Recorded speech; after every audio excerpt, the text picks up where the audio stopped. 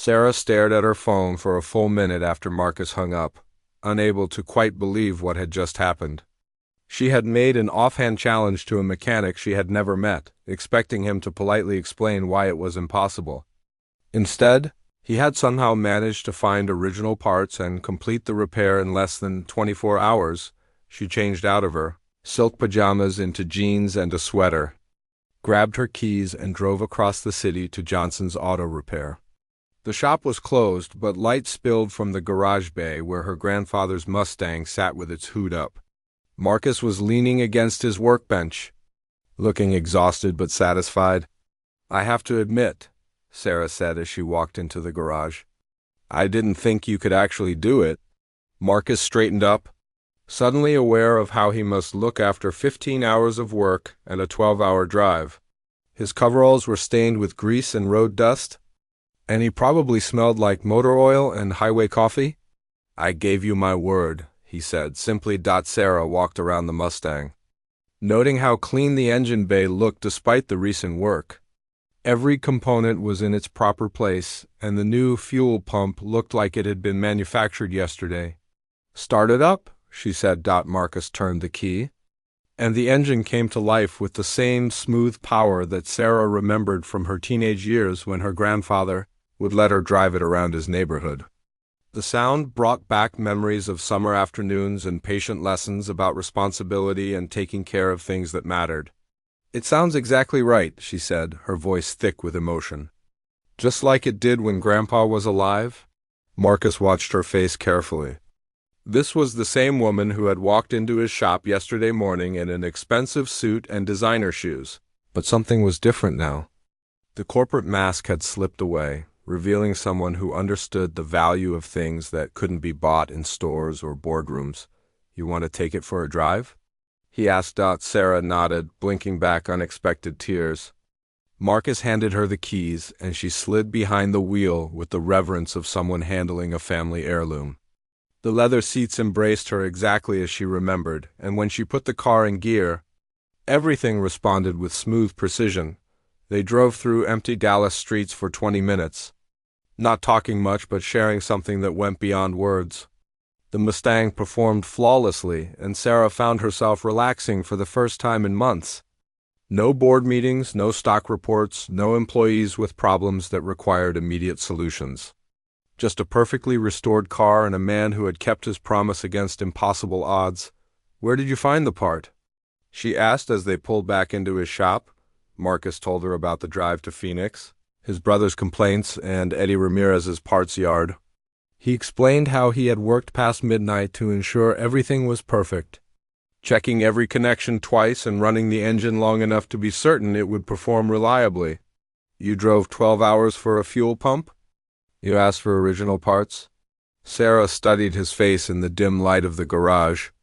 "Most people would have tried to talk me into accepting a substitute. Most people didn't know your grandfather." That simple statement hit Sarah harder than any corporate compliment she had ever received. Marcus understood that some things mattered more than convenience or cost, that keeping a promise meant honoring the intention behind it, not just the letter of the agreement. "About what I said yesterday," Sarah began carefully. "The marriage comment. That was inappropriate and unprofessional." Marcus nodded slowly. "I figured you were just frustrated with the situation." "I was.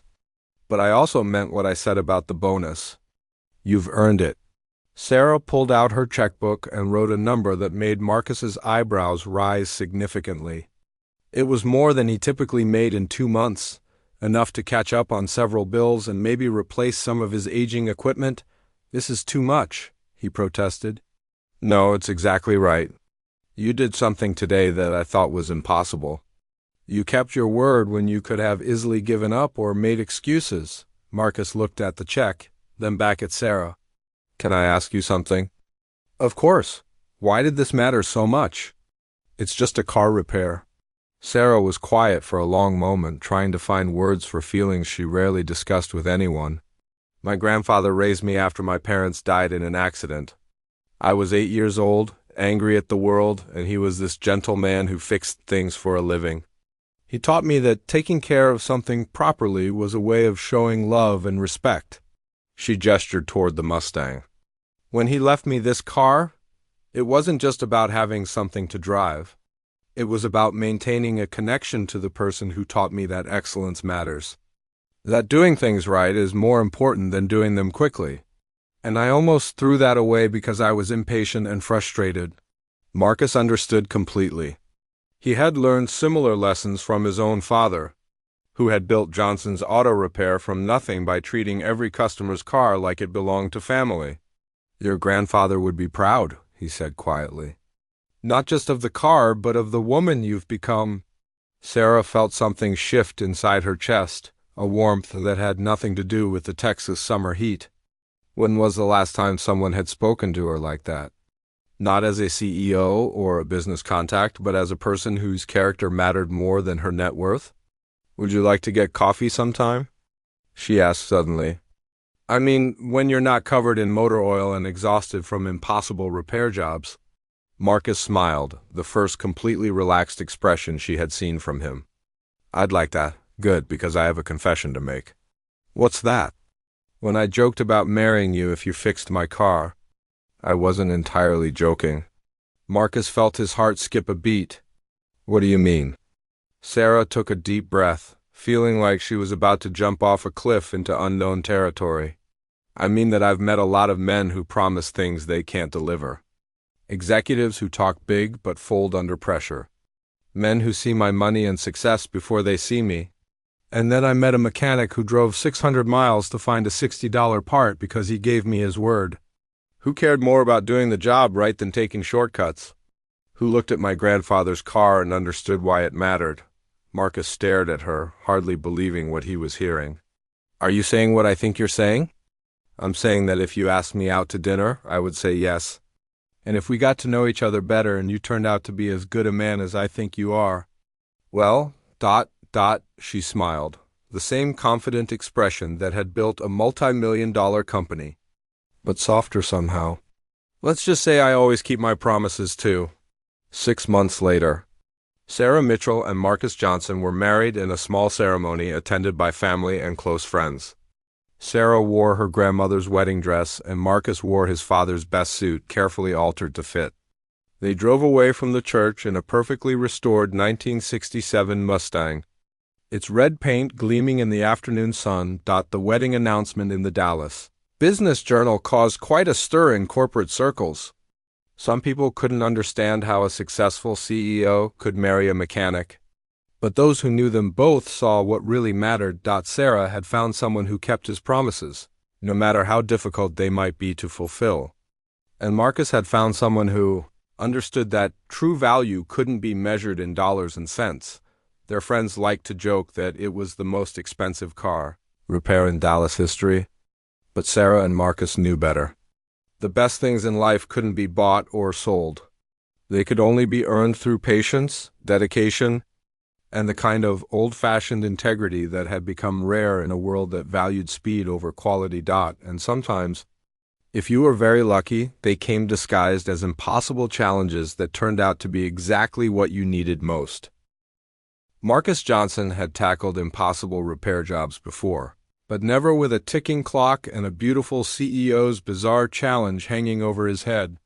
As soon as Sarah disappeared into her office building, he pulled out his phone and started making calls. His first call went to Eddie Ramirez in Phoenix, a parts dealer who specialized in Ford classics. Eddie had been in the business for 30 years and kept connections with collectors across the Southwest. The phone rang 4 times before a gravelly voice answered. "Ramirez Parts, this is Eddie." "Eddie, it's Marcus in Dallas. I need a favor, and I need it fast." "How fast we talking, hermano?" "I need an original fuel pump for a 67 Mustang 289 V8, and I need it today." Eddie laughed, a sound like gravel in a cement mixer. "Today? Marcus, you been smoking something? Even if I had one sitting on my shelf, shipping would take 2 days minimum." Marcus walked around to the front of his shop, studying the Mustang through his window. Sarah had left her business card on his workbench, and he could see her company's logo embossed in gold letters. Digital Dynamics. He had heard of them. Big tech firm that had something to do with computer systems for major corporations. What if I drive out there myself? Phoenix is what, 6 hours? In this heat? And assuming I actually have the part you need? Eddie paused, and Marcus could hear him typing on a keyboard. Actually, hold on. I might have something. Guy brought in a parts car last month, pulled the engine before I could stop him, but the fuel system was intact. Hope flickered in Marcus's chest. Original pump? Everything's original on this one? Car was owned by some collector's widow. She wanted the engine for a hot rod project her husband was planning before he died. But she left me all the accessories. How much? For you? $150, plus you drive out here to get it. Marcus did quick math in his head. Phoenix was indeed 6 hours each way, assuming no traffic problems or construction delays.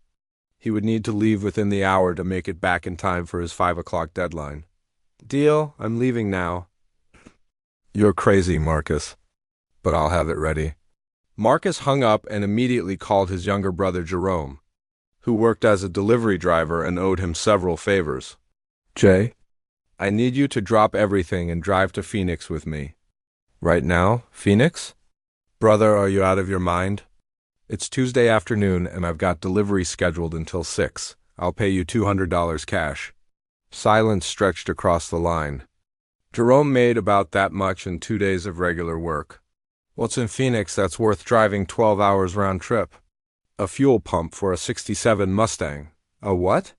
Marcus, you can buy fuel pumps at any auto parts store. Marcus found himself looking back at Sarah's business card. This one's different. I'll explain on the way. While he waited for Jerome, Marcus pulled the Mustang into his garage and started removing the old fuel pump.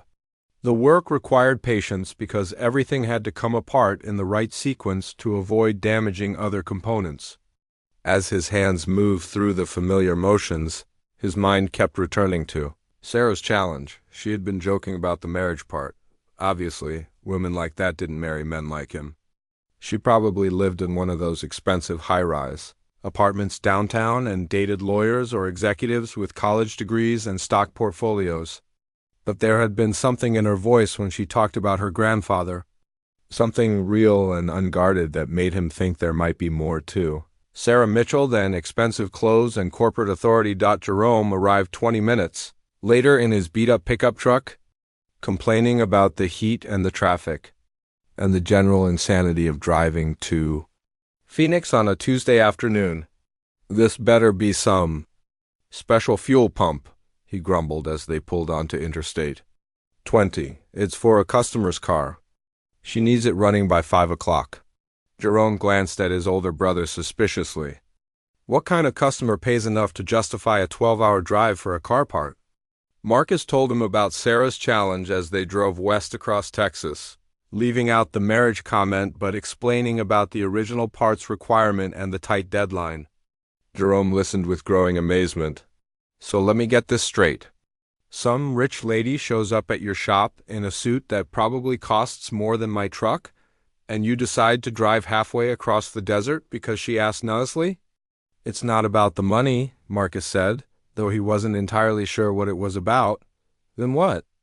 Marcus thought about that for a long moment, watching the Texas landscape blur past his window. You ever meet someone and just know they're worth the effort? Jerome shot him a look. Brother, please tell me you're not falling for some corporate executive who probably sees you as the help. But Marcus wasn't listening. He was thinking about the way Sarah had looked at her grandfather's car, the genuine love and respect in her voice when she talked about his work, and the way she had looked at him when she made her challenge, like she actually believed he could do the impossible. They reached Phoenix at 4:30, traffic permitting, and found Eddie's shop in a dusty industrial area that looked like it hadn't changed since the 1970s. Eddie turned out to be a short, weathered man with grease-stained hands and an encyclopedic knowledge of Ford parts. Your fuel pump, he announced, holding up a component that looked exactly like what Marcus had removed from the Mustang. Rebuilt last year by the original owner, less than 1,000 miles on it. Marcus examined the pump carefully, checking the mounting points and electrical connections. Everything looked perfect. This is exactly what I need. Good? Because I'm curious to hear why you drove 6 hours for a $60 part. Marcus paid Eddie and explained the situation while Jerome loaded drinks and snacks for the drive home. Eddie listened with the expression of someone who had seen every kind of automotive emergency in 30 years of business. So this lady challenges you to fix her car in one day. And you actually think you can pull it off? I know I can. Eddie grinned and slapped Marcus on the shoulder. I like your confidence, son. But you better drive fast. It's already 5 o'clock. The trip back to Dallas felt longer than the morning drive, even though Jerome pushed his truck well above the speed limit. Marcus spent the time mentally rehearsing the installation process, making sure he had all the tools he would need and checking his watch every few minutes. They reached Dallas at 10:45 p.m., and Marcus drove straight to his shop. The Mustang sat in his garage exactly as he had left it, with the engine bay partially disassembled and tools laid out in precise order. He worked by the light of his overhead lamps, connecting fuel lines and electrical wires with the kind of focused attention that had made him one of the best mechanics in the city. At 11:30, he turned the key. The engine cranked once, twice, then roared to life with the deep, throaty sound that only a properly tuned V8 could make. Marcus let it run for 10 minutes, checking for leaks and listening to the engine's rhythm. Everything sounded perfect. He was exhausted, covered in grease, and nearly broke from the trip to Phoenix. But Sarah Mitchell's grandfather's Mustang was running exactly as it should, with every component original and properly maintained. Marcus pulled out his phone and looked at Sarah's business card. It was almost midnight, far too late to call a customer, especially one who probably went to bed at a reasonable hour and woke up early for important corporate meetings, but she had said 5 o'clock. Her exact words were, by 5 o'clock today, and technically, today didn't end until midnight. He dialed her number, surprised when she answered on the second ring. Sarah Mitchell? Miss Mitchell, this is Marcus Johnson. Your car is ready. Silence stretched across the line for several seconds. It's almost midnight, Mr. Johnson. Yes, ma'am. But you said 5 o'clock today, and today doesn't end for another hour? Marcus could hear her laughing, a sound that was warmer and more genuine than her corporate voice.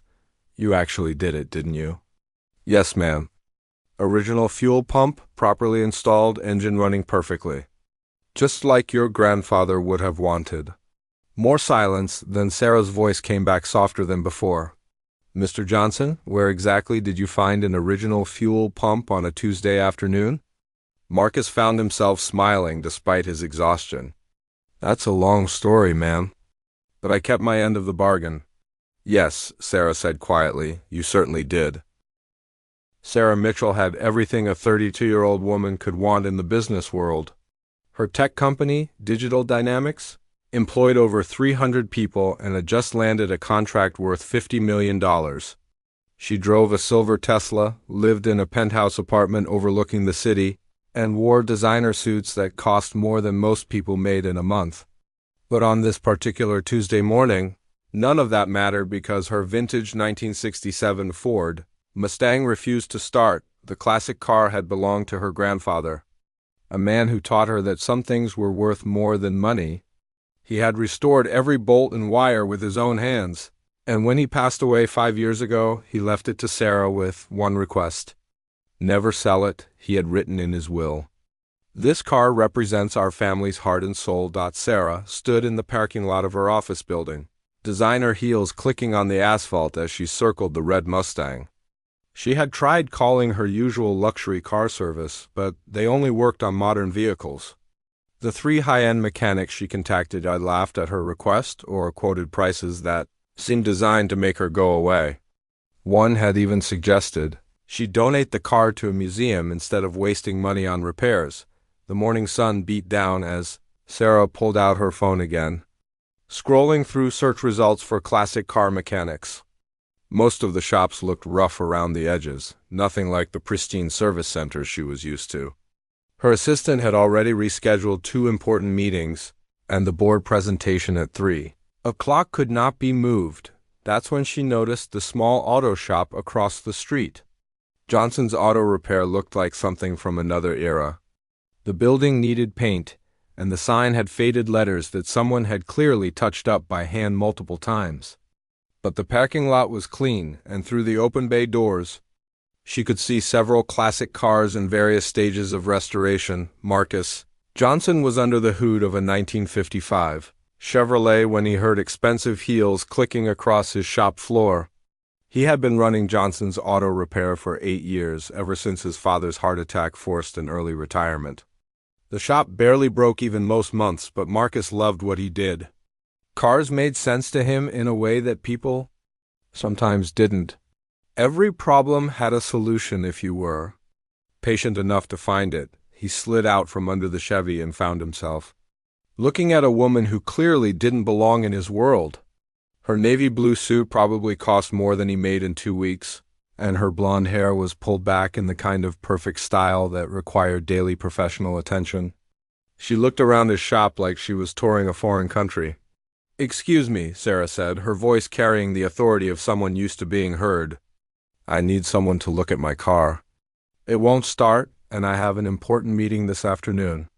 Marcus wiped his hands on his coveralls and nodded toward the parking lot. "What kind of vehicle?" "A '67 Mustang." "Red convertible?" His eyebrows went up slightly. That was not what he had expected from someone dressed like a corporate executive. "Original engine?" "Everything's original.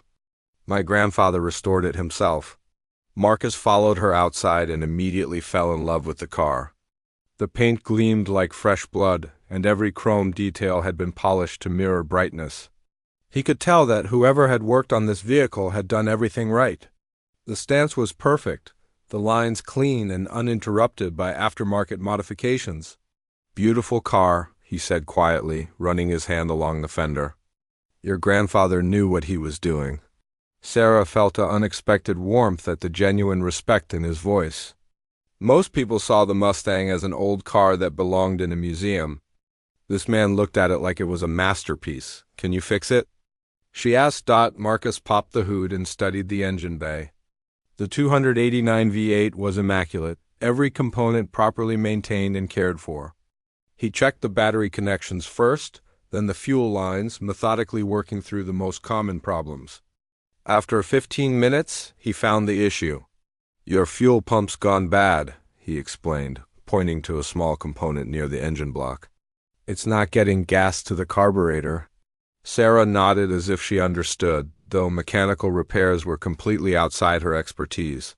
"How long will it take to fix?" Marcus thought for a moment. The part itself would cost about $60, but finding an original pump for a '67 Mustang might take time.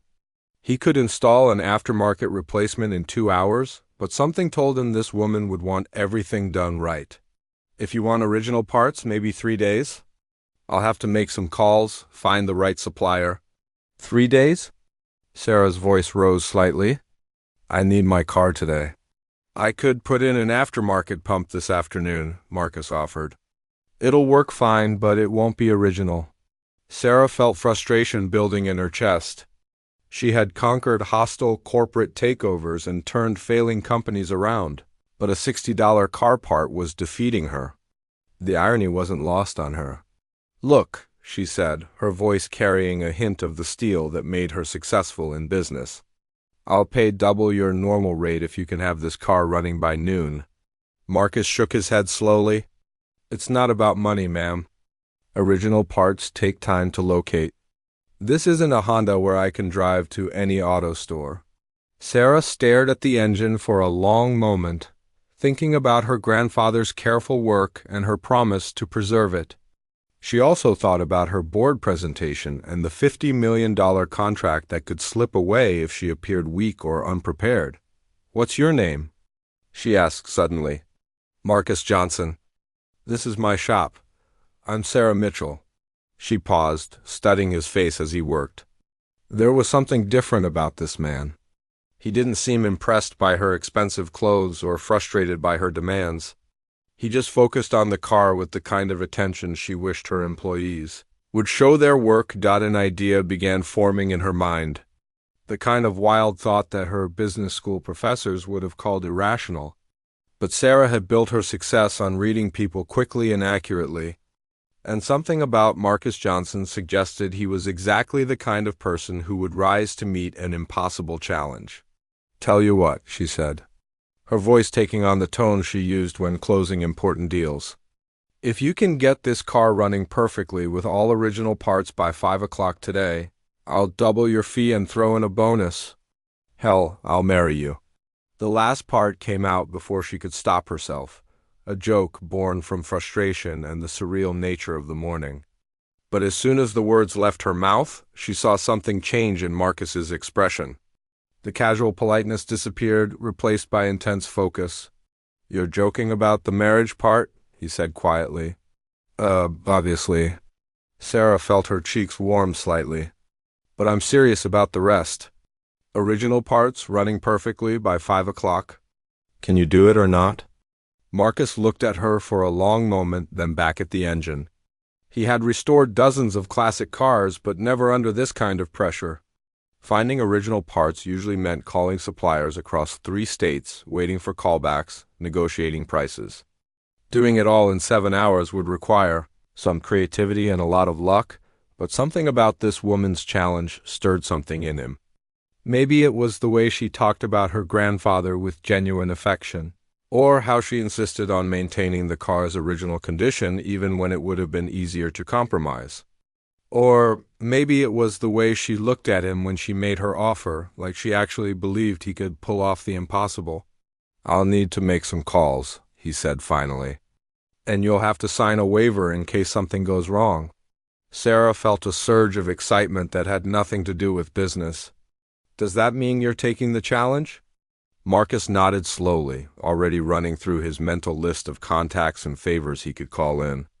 "Your Mustang will be running by 5 o'clock, ma'am. Original parts, just like your grandfather would have wanted."